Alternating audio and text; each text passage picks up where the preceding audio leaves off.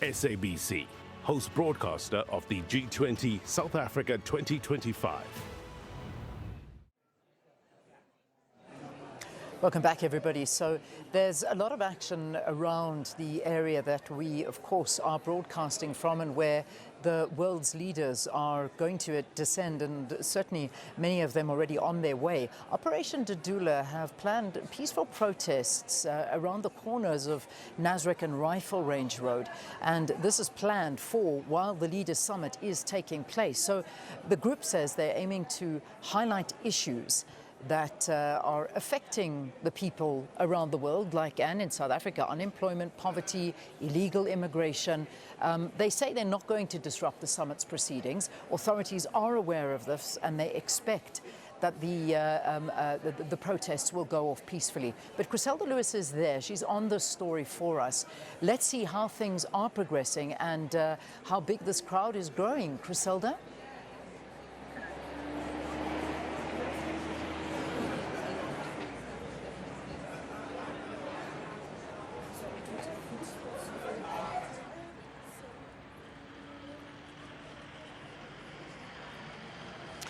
Well, indeed, Leanne, Operation Dudula is expected to protest on the corner of Rifle Range as well as Nasrec's roads. And basically the organization says while it welcomes the responsibility that's been bestowed on South Africa to host the G20, and this marks a historic moment for South Africa as the first African country to host leaders under this global forum. Operation Dudula says despite that global prestige that it holds, it says the event will not change the material conditions of South Africans who face the challenge of access to basic services due to the influx of illegal immigrants and corruption. So Operation Dudula says it's in that context that when the G20 concludes, the agenda of putting South Africans first must remain South Africa's top priority. It also says that that international recognition means nothing, if South Africans continue to struggle, and, that South Africa's global leadership must basically start with the national responsibility. So that's what we expect the message to be this morning from Operation Dudula. But I know that Operation Dudula is concerned about the area which they've been allocated to protest. As I indicated when I did speak to part of the team from Operation Dudula, they did say that the area they've been allocated on the corner of Rifle Range and Nasrec roads is too far from the area in Nasrec where the actual event is taking place. They were concerned that where they were allocated, where they were placed essentially, is not where they would want to make the statement. So you would understand, with all eyes being on South Africa, different groups, as we saw yesterday, protests against gender-based violence. Operation Dudula today has their own message to send as the G20 summit gets underway. They're basically saying that the area where they've been designated, they've been given permission to protest, is a bit far from the area where dignitaries will be passing from. In fact, from where you can see behind me, this is where police have closed off. So the media itself would need to find a different area to move through in order to get to that particular protest. That's what we're expecting the concern to be. This area here behind me, like many other areas, have been closed off, of course, to allow a flow of traffic, and also to allow certain areas that have been designated for dignitaries to go past and attend this particular summit. Even certain areas have been closed off to the media. So we're expecting that protest to get underway this morning, but of major concern for them, as we understand, is the fact that they'll be protesting a little bit too far from the area where they say they'll be able to get their message across.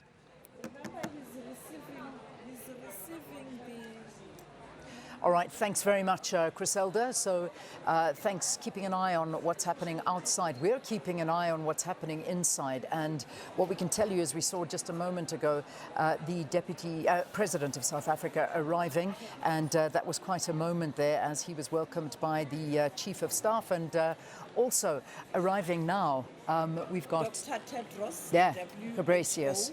Absolutely. He's arriving now on the red carpet there. So how it works, in fact, is that you're going to see a lot of the international organizations and regional economic communities arriving now. So from the World Health Organization, that's what is happening at the moment now, and we're seeing different dignitaries being welcomed. So we're going to now keep a very close eye on this, Sophie, and I've got your eyes as well firmly attached onto these screens. Our Deputy President is the one who's welcoming everybody as they do walk in through that carpet right now.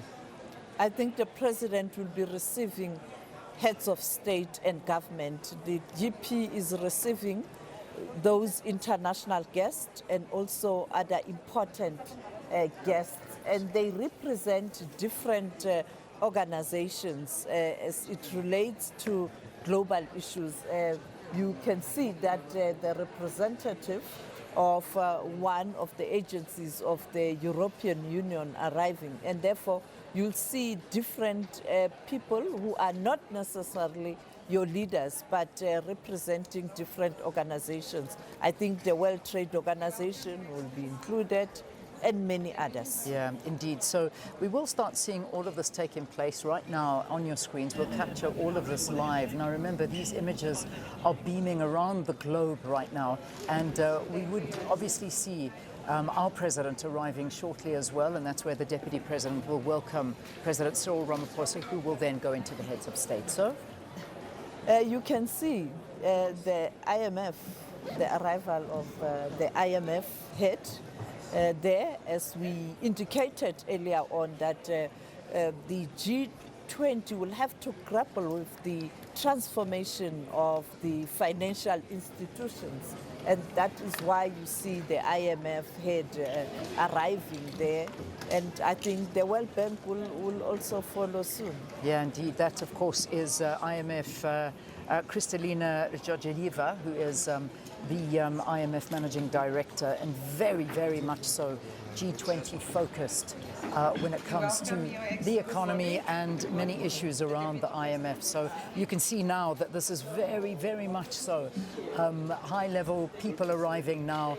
This is the moment, and this is really the moment that we have been waiting for as we see these arrivals taking place right now. So we'll continue to monitor and see who is next. Fast, those cars are piling up, and one by one, people are coming out and entering onto the red carpet.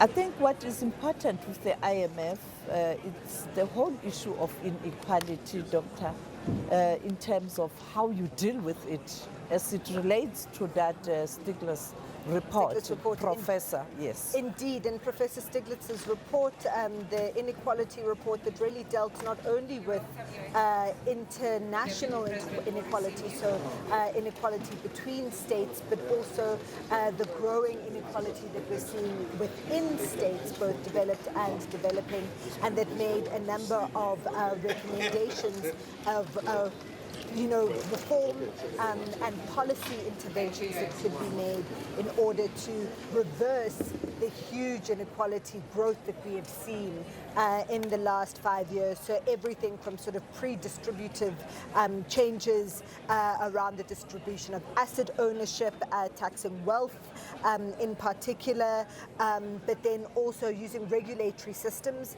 in order to reduce the amount of wealth that is kept by the richest within countries and in the globe, but then also another set that is more redistributive. So progressive taxation policies, which is something that has been on the agenda of the G20 for a number of years now, as well as a focus on public services like healthcare, like education, which is really, really important as public services that help to redistribute income within states. All right, I think it really confirms the report of the former finance minister, Trevor Manuel, on Africa. He also emphasized similar issues in terms of how you address the challenges we are facing of inequality, poverty, and unemployment. And the president announcing a conference next year, Borrowers Conference, yes, where you'll have these institutions, IMF, World Bank, Development Bank of Africa, the BRICS Bank, bringing them under one roof to say, how do we ensure that we make resources available for developing countries and the poorer nations. Indeed, and I think that there's several things that came out of that Africa Commission was that Africa expert group. Firstly, around dealing with issues of debt financing, building this borrowers club in order to improve the terms on which African nations in particular borrow from the market, both from sovereigns, so other states, but also from the development banks, and also then to have some way of restructuring global finance and the global economy in terms of finance and trade, so empowering African trade and finance institutions, increasing and strengthening international tax cooperation so that we can start to combat illicit financial flows. Former President Mbeki has done a number of studies on illicit financial flows over the, had his big committee that he was in charge of that was handling illicit financial flows and studying the impact of illicit financial flows on the African continent in particular, that came out with the conclusion that Africa is actually a net creditor to the world, that if you count the amount of money that flows out of the continent in unpaid taxes and also in climate change damage or environmental damage, that is far below the amount that the African continent receives in remittances and in development aid. All right, let's just welcome Sakina back onto the set as well. She's finished her walkabout on the floor, and we are watching the arrivals of a lot of the different representatives, different organizations that are going to be attending. The Deputy President, of course, is there, who is welcoming them as they get to the top of this red carpet. So this is what you're seeing currently on the screen at the moment. Yeah, and we are literally counting down the minutes now to the opening of this G20 Leader Summit, and that's Dilma Rousseff. Yes, Yeah. the Yes. BRICS Bank. Yes, and again, very important representation here at the BRICS Summit. But of course, Sophie, speaking to that, we're talking about investment opportunities, just to move on from the discussion you were having. The BRICS Bank, and all of the other lending institutions. How is South Africa approaching the investment opportunity that may present here at the G20 Summit, especially against the backdrop of these geopolitical tensions? Because I would imagine it's a fine line that you need to walk now. Yes, you are correct. I think the President will use this opportunity to have many bilateral talks. You know that he was in Asia. He has just returned from Asia, Indonesia, Malaysia, and also Vietnam, because due to the tariffs imposed by the United States of America, you have to have Plan B to try and manage or reduce the impact. Therefore, you have to increase trade volume with Asia, and therefore you have to engage those countries, but also continue to engage the European Union that has shown keen interest in terms of increasing trade volume with South Africa. Your United Kingdom, bilateral, because they've just decided to pull out of the European Union, the Brexit. So this is a moment for the President also to do that. That is related to the interest of South Africa, but also pushing the agenda of the developing South and the African continent. And as we continue to see more of the dignitaries making their way, strutting up the red carpet, if you will, and we are getting ready, of course, for that opening address by President Cyril Ramaphosa. And then just continuing, Leanne and Dr. Mbete as well, with the themes that we are looking at. And one of the things, when we talk about the legacy, just to move forward very briefly, the things that South Africa will look at in terms of the legacy of having been the first African country to host the G20, what would you say we can look forward to, Dr. Mbete?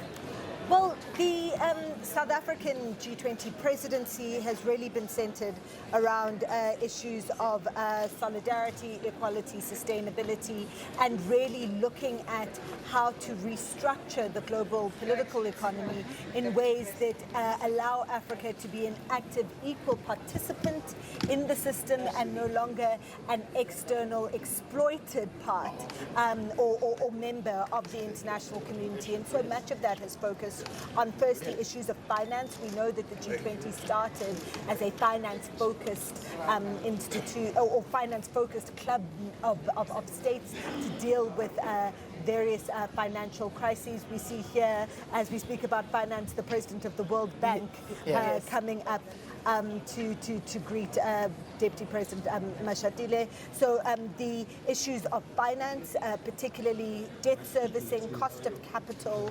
and tax reform.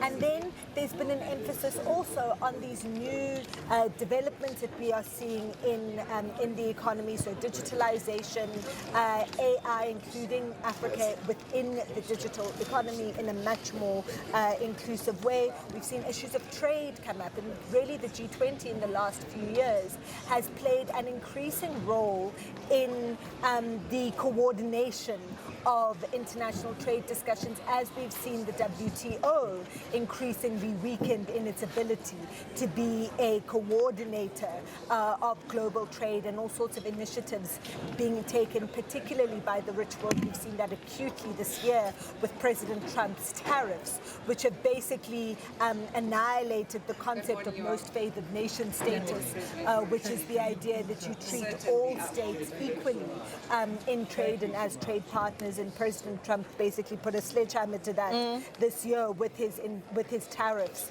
and everybody, looking to play nicely with the United States in order to minimize the effect of tariffs on their economies. And so the G20 is becoming a really important platform for global trade as well. And of course, Leanne, please feel free, but I want to get down to the real issues here. It has to go beyond just the rhetoric. So when we talk about beneficiation, for example, again, this is a word that has been a buzz phrase in our local politics for a long time. And now we're hearing it at the multilateral fora as well. But in terms of, take South Africa, and I was making this point with Sherwin, 80% of the world's known ferrochrome metals are found in South Africa. How do we then, as a nation, benefit from that going forward with regard to this critical minerals issue? Because the investments need to be made. Who's going to make the investments? Business say they are ready. But how do we make sure that beyond on Monday, when the world leaders leave, how are we going to hold their feet to the fire to say, okay, let's see whether you are walking the talk? Look, I think that one of the things we need to understand about how the G20 works is that there's continuity from presidency to presidency of these working groups where something will come up as a germ of an idea, and I always use climate finance as an example of this, where in 2012, when the working group on climate finance was established with South Africa and France as the co-chairs of it, it was anathema. It was completely weird that you would have the issue of climate finance on the agenda at the G20, because a number of countries said that that's a UNFCCC issue, it's a COP issue, it doesn't belong here.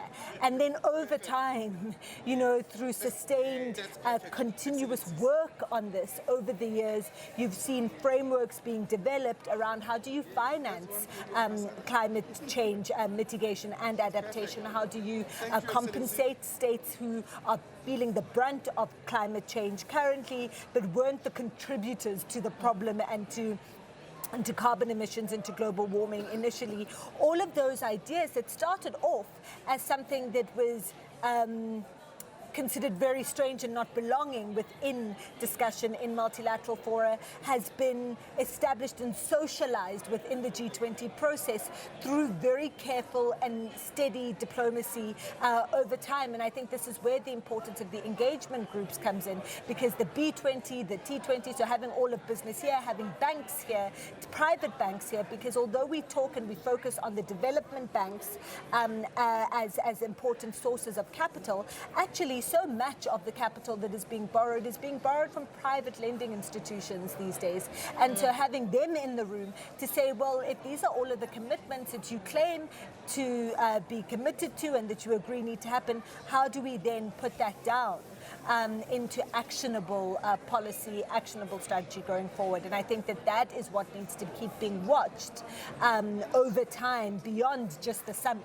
So, you know, the summit lends itself to lots of pomp and ceremony, and we can broadcast it on TV, and we're seeing all the important people walk in. But that's not where the work is done. But the that's work down follows. to us. Yeah. That's down to us to make sure that it is more than the pomp and ceremony. Yeah. We can't be spending all this money just for pomp and ceremony. Yeah. South Africa, the world needs to benefit from it. Yeah. Indeed, and South Africa has played a very big role over the years in ensuring that the interests of the continent and the interests of South Africa are represented in G20 discussions. And I think that we downplay that very much as a country. But if you consider in 2020, when a lot of Africans say the global economy shut down, a lot of African states were facing a huge amount of debt servicing that they needed to do.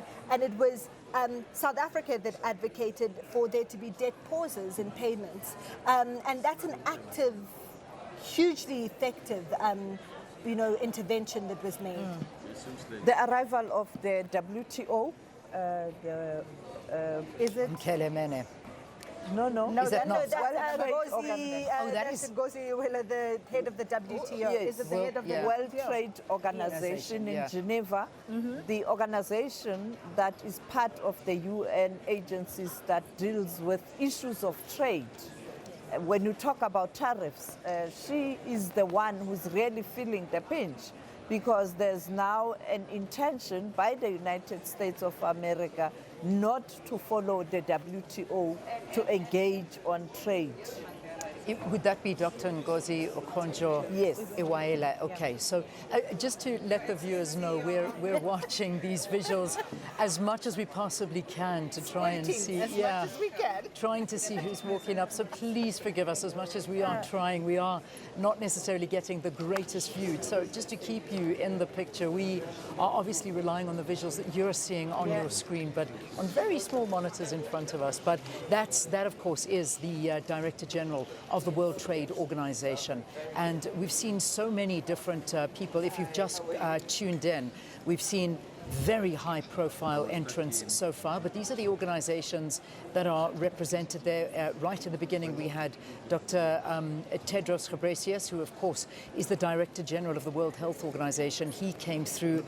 We saw the Managing Director of the International Monetary Fund, Kristalina Georgieva. She also made her way up. We saw the likes of many more. Ms. Dilma Rousseff, of course, the former president of Brazil, and now the president of the new development bank. So there have been incredibly high-profile people that have arrived already. They continue to do so, and we certainly will continue to bring these to you. I mean, this again stamping the weight of the G20. You know, the presence of these organizations here, as you say, Sakina, that's one thing. But it's what actually comes out in terms of the declaration and what is committed to helping. First time on the continent, first time we're seeing so much attention on Africa here, but it's how we benefit and how we take that forward. And that's why there's so much weight right now on this. Indeed, and there are 19 international organizations that are regular members and participants of that are regular participants in the G20 process. So we've seen the heads of those 19, some of them come up. So the heads of the WHO, WTO, Dr. Ngozi that we've just seen. We've seen the head of the new development bank and others, the head of the IMF, the head of the World Bank that have come through. And then there is, of course, there are 5 regional organizations that are also invited in this G20. And so as the African G20, so we'll see the heads of SADC, ECOWAS, ECAS, COMESA, and EAC as well that are also here.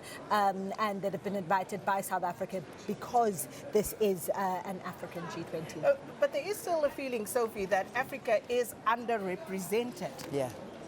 Well, the SG yesterday, the UN Secretary General did emphasize that After 1948, the formation of the United Nations, transformation from the League of Nations that failed to maintain the world peace.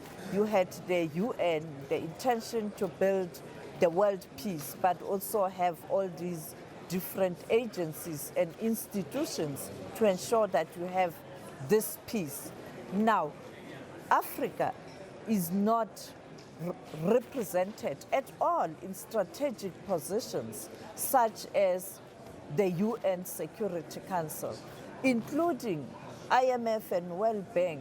They are more geared towards benefiting the developed countries because they were there when the peace was achieved after the Second World War, and those who won or the victors, they did determine the way forward, looking at themselves as they were reconstructing their respective countries. Now, after so many years, you really have to re-look at that because now you have many countries who are members of the United Nations, and they must have a voice, they must have a say. But the problem is the countries who were there at that time, who are even developed, the developed north, mostly in the Peace and Security Council, they are the ones who are the gatekeepers because they are prolonging the transformation of the Security Council. Why are they not coming out clear to say we now agreeing on the time frame that on such a date, the South America and Africa will be represented in the Security Council. You have Europe with many countries in the Security Council. Why? But don't we need an overall reform? Because we need to change the framework, because we have moved way beyond what the world was in 1948. So we can't continue as if we are still stuck there. Yeah, and you know, when you think of the San Francisco conference where the UN was established, it was 1945, there were only 50 countries that were at the San Francisco conference in 1945, and that is a third, that's now not even, it's about a quarter of the UN's membership. There are now over 193 countries that are members of the UN, and because the majority of the world was under colonial occupation in 1945. Of those 50 states that were at the San Francisco conference, only 4 were African: Egypt, Liberia, South Africa and Ethiopia. And so the world has changed profoundly since 1945, and yet you've got the UN Security Council in particular that represents the a frozen version of the balance of power in 1945. So the 5 permanent member states, Russia, China, the United States, the United Kingdom and France, that were really the victors of the Second World War. And you've seen over time the tension that comes from the exclusion of Africa was excluded systematically because the majority of all African states were under colonial rule. Latin America is underrepresented in the UN, is not represented amongst the 5, but also is underrepresented amongst the 10 not elected members, so the non-permanent members of the UN Security Council. And so a lot of the discussion this year, it being the 80th anniversary of the UN, has been around UN reform and UN Security Council reform, particularly around expanding the UN Security Council, but also providing more powers to those parts of the Security Council that of the UN rather, that have general membership. So, you know, giving the UN General Assembly more powers than it currently has, that are allowed for in the UN Charter, and changing the practices of the UN to make its decision-making far more democratic, and avoiding the situation that we currently have, where the 5 permanent veto members of the UN Security Council have a huge amount of control over the decision-making of the UN. I mean, if I may just jump in here, because I mean that's an important aspect of what we're seeing unfolding here. I mean, you've got the US dominating the IMF, they dominate the World Bank, they dominate the UN, the Security Council, I beg your pardon. And there's still, of course, the whole issue of veto power, which you alluded to. But we are seeing the absence of the US in this right now. And, you know, perhaps that this is the moment where perhaps things start changing and discussions and the trajectory of this, and we see a new power in the G20, because there is no veto power in this. But perhaps you want to talk to that, because this is a shift in power with the US being absent in all of this. Well, you know, so much has been made of, you know, what does it mean to not have the US here? What does it mean for the legitimacy of the decisions that are made? If you can't reach consensus, G20 decisions since it was first established with the finance ministers in 1998, but then also with the leaders meeting from 2008, the decisions of the G20 have been have been made by consensus. So the leaders' declaration that we're anticipating. And so what does it mean when you don't have that kind of consensus, because the most powerful state in the world is not involved in the decisions that are being made? And I think that what we've seen from the rest of the world is an affirmation of the importance of this kind of diplomacy, and this kind of, the G20, I've seen it described as a kind of a mini-lateralism, because we know that there are only 21 members now of the G20, with the African Union being part of it, but they still do represent a huge amount of the global economy and global trade, but also a huge chunk of the global population. And so to see states coming to be part of this process, there's lots of bilateral meetings that are going to be taking place. The IBSA is going to be meeting, the AU met yesterday. I think reaffirms the legitimacy of the process of multilateralism, regardless of how big you are or how small you are, how important it is to just be in the process of diplomatic engagement, and that you can't, in the current climate, deal with any of the big challenges that we're facing in the world on your own as a state. However, it all comes down to money, doesn't it? Look at what happened to us now with the trade wars. Look at what happened to South Africa as an example when the PEPFAR funding was removed, and the repercussions that had for the rest of the world.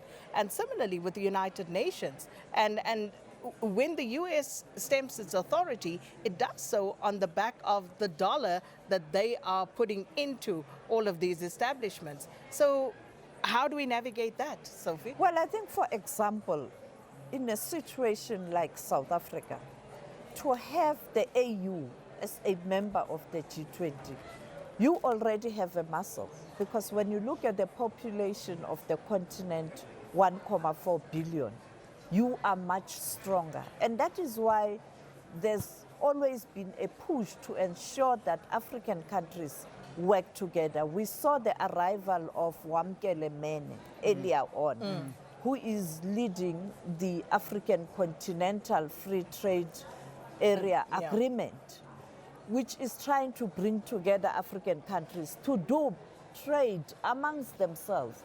Because in a situation like this, where the US is so unpredictable, if we had earlier years ensured that African countries are doing business amongst themselves, that could have been a cushion. And therefore, that's what you have to do. And that is why when you listen to the host, South Africa is pushing for this unity of the African continent, not only politically, but also economically, but also bring in other friends who are willing to assist. And then you also push for transformation of these important institutions whose responsibility is to help with development. So you have to continue to fight. The fight must continue to try and ensure that you have a just world, not only politically or security, but also economically. Okay, so the plane that's just touched down now, not a moment too soon, because they have made it just in time to arrive here in South Africa. It's the German delegation that's just landed there. You can see on your screen right now. I'm thinking it must be the German Chancellor, but we don't have to firm confirmation at this moment. We will in a moment hear who is on that plane, but if it is the German Chancellor, it's Friedrich Merz. He, of course, has confirmed his attendance here, so we should see in a moment him arriving out there. So also still the red carpet is taking place, and you can see the delegates and the invited guests and VIPs arriving, representing organizations, banks, you name it, from regional to international organizations that have been making their way through. I think the announcement, but these delegations, when you look at representatives, they continuously have different names. Yeah. We were told that it will be the Vice Chancellor. I'm not so sure whether it's still the, what's going to happen. Yeah. But we saw earlier on also changes. The president of Nigeria was supposed to come, but it's now the vice president. Because of the challenges of security in his country, we saw him changing the military hierarchy. And therefore, at times you want to come, but towards the meeting, you then have a problem at home and you delegate someone to represent the country. Yeah. And we beg your indulgence in that regard, because we can only give you what we have. Absolutely. And the official information that we have also is changing as we go along. Yeah. And to the right of your split screen is, of course, where we are at Nasrec, I think, and this is the arrival of delegates. I think it's the start of the arrival of invited guests, who will be, some of them, heads of state and government from different countries, particularly SADC, the region. The picture is not very clear. I suspect but it seems like it's the Namibian, Namibian president who is arriving. Yes, it's the Namibian president, Nandi Ndaitwah. And watch the gate, which is why I thought it was her earlier. Can you see how similar it is? Can you see that? Okay. Okay. Yeah. Can you see it? Yeah. But this is what you're watching right now, as we say, the invited guests arriving, the Namibian president, newly newly elected, which is and coming in there with absolute female power. President. Yeah. A diplomat, a foreign affairs minister, a veteran activist with SWAPO. When I spoke to her, just before the inauguration, he was clear on multilateralism, that Namibia will continue to support multilateralism. Yeah, and women rising to the top in Namibia at the moment, holding some very key positions in that country, and starting from the top, of course, with the position of president. So those are the two screens that you are watching as the Namibian president is welcomed there by our very own Deputy President Paul Mashatile. And of course, just watching that door of the aircraft that we have seen arrived.